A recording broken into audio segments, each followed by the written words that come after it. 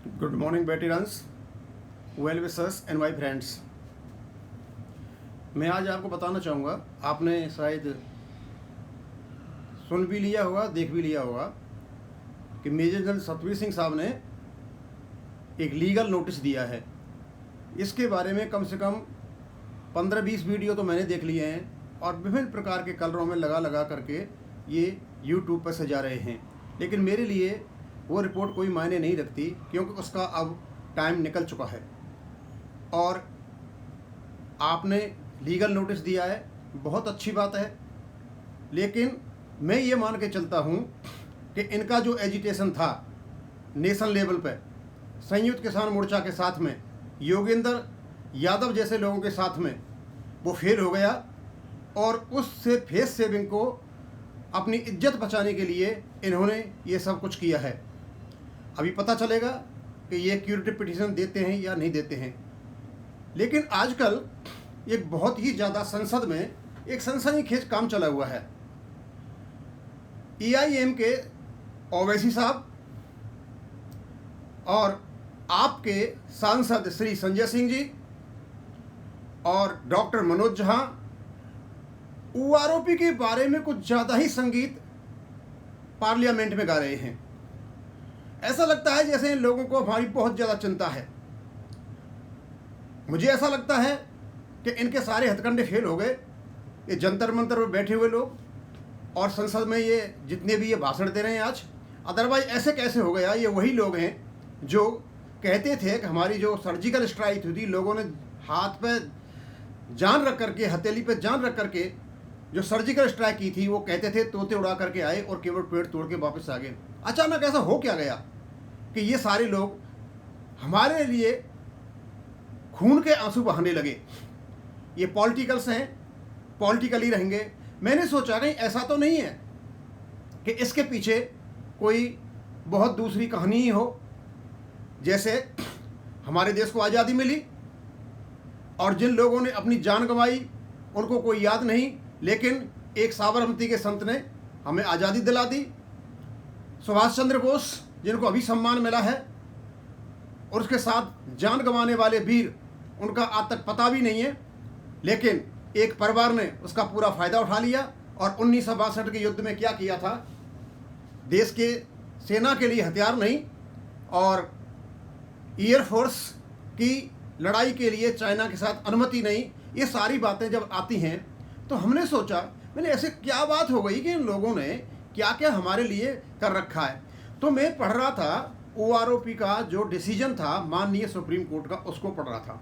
और शुरू में जब इनकी शुरुआत होती है तो उस समय वहाँ कोसियारी कमेटी का एक जिक्र आता है। अब मैं आपको बताता हूँ इन लोगों के घड़ियाली आंसू।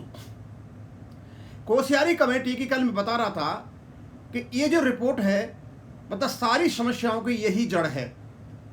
ये एक ऐसा झूठ का पुलिंदा है कि जिसको संसद ने भी माना, हम भी इसकी चर्चाएं करते रहे, और आज जो जंतर मंतर पर बैठे हुए हमारे वीर हैं वो भी असली वाली OROP को कोसियारी कमेटी के उससे ही मानते हैं।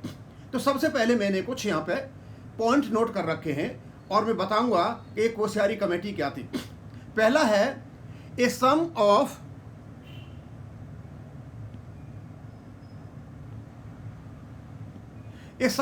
Rupees 1300 crore is the total financial liability for the year 2011-12 for all the defense personnel implemented fully। यानी 2011-12 के लिए हमारे भूतपूर्व सैनिकों के लिए जो OROP की फिगर है वो है 1300 करोड़। आगे चलते हैं।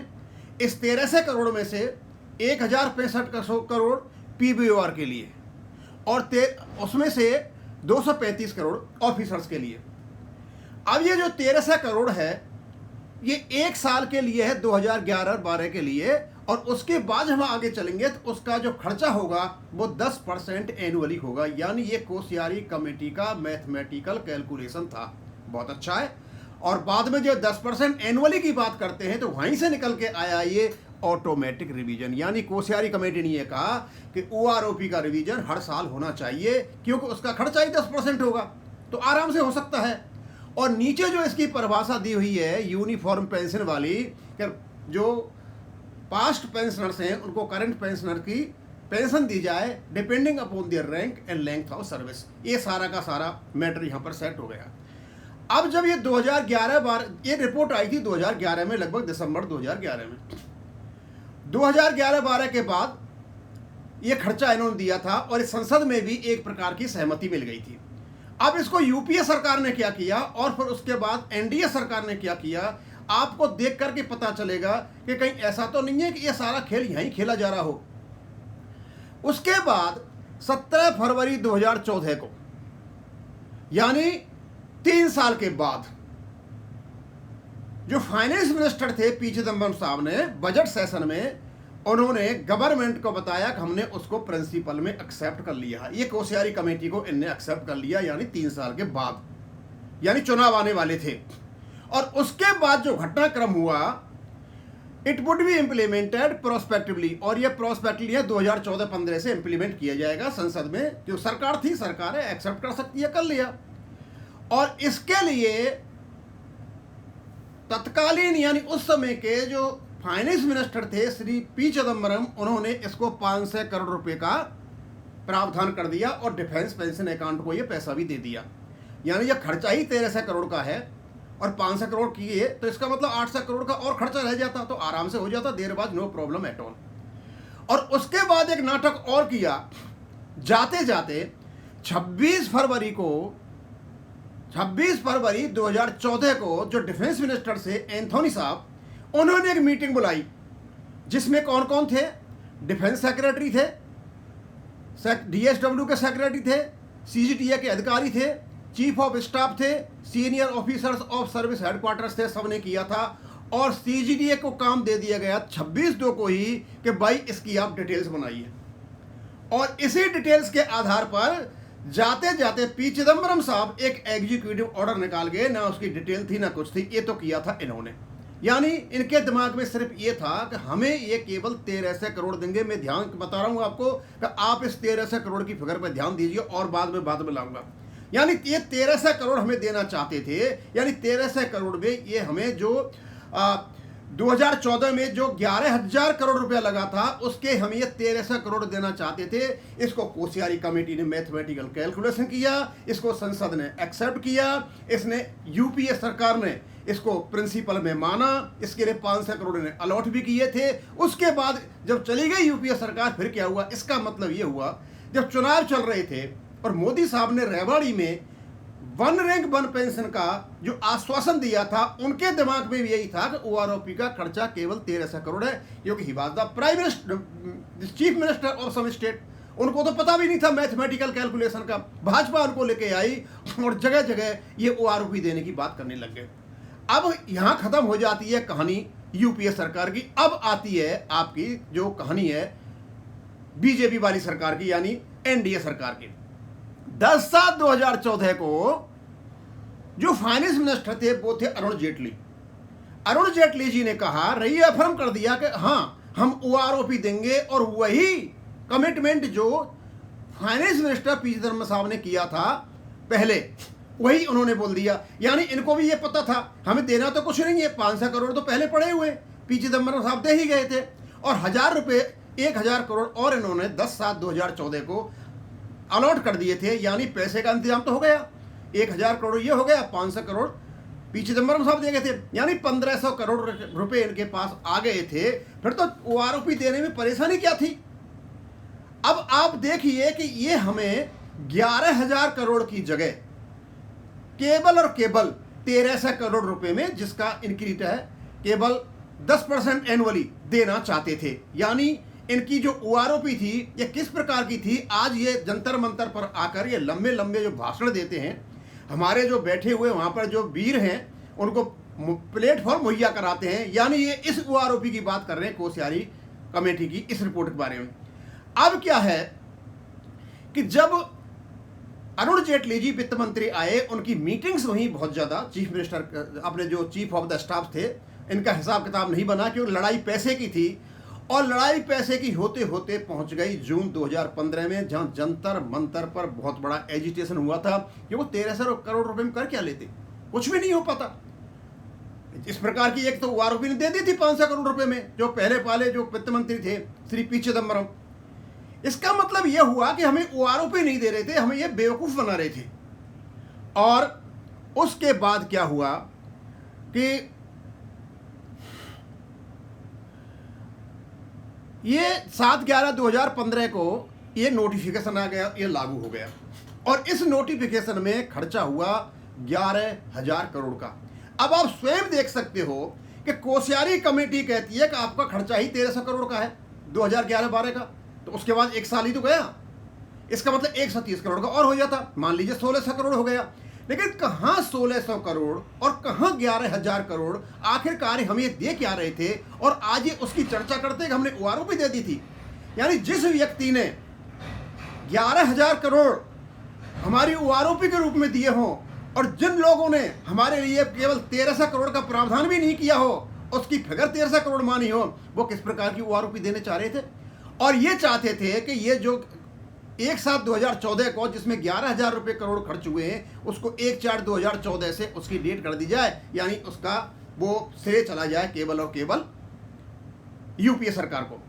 ये सारी कहानी हुई। तो अब ये थोड़ा सा टाइम लगेगा। अब मैं आपको बताना चाहता हूं कि जब जून 2015 में हम जंतर मंतर पर बैठे थे, इनका सारा का सारा खेल बिगड़ गया था, क्योंकि कुछ तो षड्यंत्र रचे गए थे। जब भारत सरकार देने जा रही थी तो कुछ लोगों ने ला करके श्री राहुल गांधी से भाषण दिलवाए, जो इनकी अपोजिट सरकार थी वहाँ की विधानसभाओं से इन्होंने विशेष प्रस्ताव पास कराए, यानी इस पूरे के पूरे को पॉलिटिकल बना दिया था। और उसको पॉलिटिकल बनाने में पूर्ण रूपेण हाथ उन्हीं लोगों का था जो आज जंतर मंतर पर बैठे हुए हैं। खैर एनीवे, जब आगे चले तो फिर क्या हुआ कि ये हो गया कि अब ओआरओपी का खर्चा बहुत ज़्यादा है, ओआरओपी नहीं दी जा सकती है। ओआरओपी को लाया कौन? कहीं ऐसा तो नहीं है इस देश की आज़ादी को दिलाने वाले तो रह गए पीछे और दूसरे आदमियों का नाम हो गया? कहीं ऐसा तो नहीं है कि इस ओआरओपी को दिलाने वाले और ही वीर थे? और उन वीरों का मैं बताऊंगा कि ओआरओपी मिली थी केवल, आज का मेरा टॉपिक है, ओआरओपी हमें मिली थी केवल ओआरओपी के लिए जंतर मंतर पर आमरण अनशन करने वाले वो वीर सैनिक, उनके दबाव में आकर के ओआरओपी मिली थी। और एक ऐसा माहौल बन गया था और इस ओआरओपी को दिलाने में एक ऐसे व्यक्ति का हाथ था, ना तो गवर्नमेंट थी, गवर्नमेंट पर प्रेशर पड़ा गया और ऐसा प्रेशर पड़ा कि आपको ओआरओपी देनी पड़ेगी। और मजबूरी में आकर के उस समय के वित्त मंत्री ने इनको 11,000 करोड़ का प्रावधान किया था। और जब हमें ओआरओपी मिली तो कहाँ 11,000 करोड़ और कहाँ 1300 करोड़? आप कहोगे, मैं अब भी कह रहा हूं कि ये कोश्यारी कमेटी केवल और केवल एक भूतपूर्व सैनिकों के लिए झांसा था और यह कुछ नहीं था, क्योंकि इसका मैथमेटिकल कैलकुलेशन 1300 करोड़ और 11,000 करोड़ में बड़ा जमीन आसमान का फर्क है। अब हमें पता नहीं ये 1300 करोड़ में हमें क्या देने वाले थे।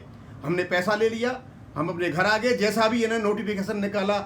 उसके बाद ड्रामा होता है मेजर जनरल सतवीर सिंह साहब का। ये ले आए कोश्यारी कमेटी को असली वाली ओआरओपी और नोशनल मैक्सिमम। अब आप देखो 5वां नंबर है यूनिफॉर्म पेंशन, इसमें तो कोई फर्क कर नहीं सकता। उन्होंने लिया ऑटोमेटिक रिवीजन। ऑटोमेटिक रिवीजन इस 1300 करोड़ के साथ जुड़ा हुआ है और इसके साथ ऑटोमेटिक रिवीजन यदि एनुअल है तो खर्चा होगा केवल 10%, यानी 130 करोड़। यानी जो कोश्यारी कमेटी में जो एक साल का खर्चा निकाला गया था वो था 130 करोड़ और उसका एनुअल रिवीजन हो भी सकता था, लेकिन उन्होंने सिर्फ लिया ऑटोमेटिक रिवीजन और ऊपर वाला जो 1300 करोड़ का था या 130 करोड़ का जो एनुअल रिवीजन था उसको जानबूझ करके छोड़ दिया और इसको ये ले गए कोर्ट में।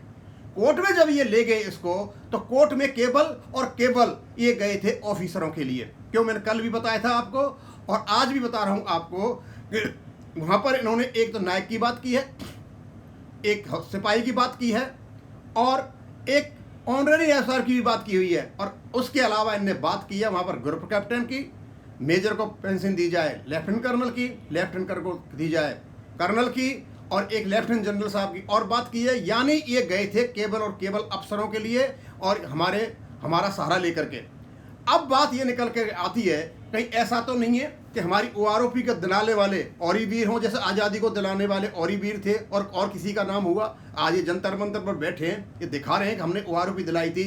एक्चुअली में OROP जो हमें एक साथ 2014 को मिली थी वो केवल दबाव के कारण मिली थी, और दबाव बनाया था हमारे उन वीर सैनिकों ने जो आमरण अनशन पर बैठ गए थे। और उस आमरण अनशन के कारण पूरे देश में एक ऐसा मैसेज गया कि ये सरकार तो मतलब कुछ नहीं कर रही है, और हो सकता है कि किसी का साथ में अनहोनी भी हो जाती और ये OROP आई, क्योंकि इसका खर्चा बहुत ज़्यादा है। मैंने जो आपको कहा था कि ये कोश्यारी कमेटी ही एक झूठ का पुलिंदा है। ये कैसे 1300 करोड़ में और 10% के इंक्रीज के साथ में हमें OROP दे सकते थे? क्या हमें ये पीनट्स दे रहे थे?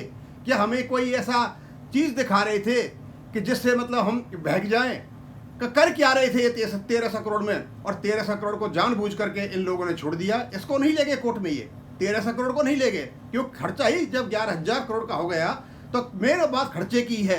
तो मैं आपको बताना चाहता हूं, ये कोश्यारी कमेटी ना तो कोई मैथमेटिकल कैलकुलेशन किया था, बस एक 1300 करोड़ की फिगर आ गई थी, और इस 1300 करोड़ के फिगर के आसपास इसमें NDA भी घूमती रही, इसमें UPA तो पूर्ण रूप से घूमी ही। और जिस समय रेवाड़ी में आदरणीय PM नरेंद्र मोदी जी ने भाषण दिया था, उनके दिमाग में भी यही था कि केवल खर्चा ही 1300 करोड़ का है, और उस 1300 करोड़ के चक्कर में OROP का वायदा कर बैठे, और हमारे प्रधानमंत्री जी ने अपना वायदा निभाया और 11,000 करोड़ रुपए हमको दिए।